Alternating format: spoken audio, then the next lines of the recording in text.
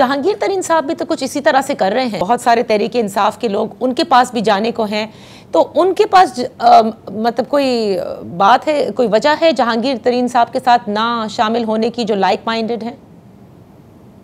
नहीं, उसकी बड़ी एक ऑब्वियस रीजन है कि जब पिछले साल पंजाब में और वफाक में तहरीक अदम एतमाद आई थी, तो उसका मास्टरमाइंड कौन था?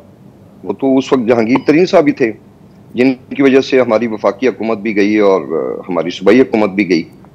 तो जो हमारे हम ख्याल दोस्त हैं वो ये समझते हैं कि जहांगीर तरीन साहब की जो पार्टी है it is extension of PDM. जब आप वजीर दाखिला थे पंजाब के, आपका इस्तीफा सामने आता है, क्या वजह हुई थी? कौन सी ऐसी बात थी तहरीक इंसाफ के चेयरमैन की जो आप नहीं मान रहे थे, जिसकी वजह से फिर आपको बिलाखिर इस्तीफा ही देना पड़ा? नहीं, मेरा ख्याल है कोई ऐसी बात तो नहीं थी जो मैं नहीं मान रहा था, और फ्रैंकली उन्होंने मुझे कोई गलत काम करने के लिए कहा भी नहीं। बदकिस्मती से शायद कुछ लोग थे जो चाहते थे कि मैं इस ओहदे पे ना रहूं, क्योंकि वजीर दाखिला के ओहदे को ऑब्वियसली वजीर आला के बाद एक बड़ा ओहदा समझा जाता है।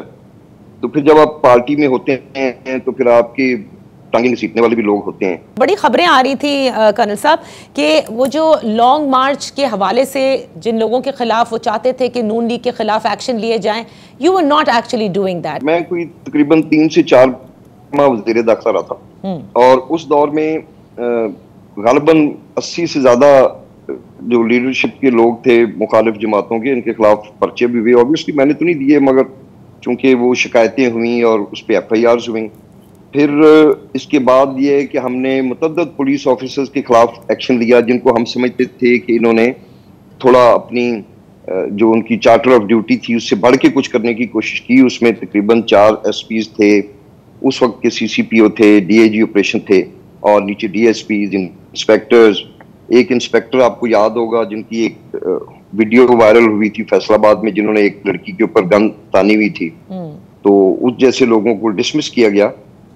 तो मुझे नहीं समझ आ रही कि इसके बाद मुझे मजीद और किसी के खिलाफ क्या एक्शन लेना चाहिए।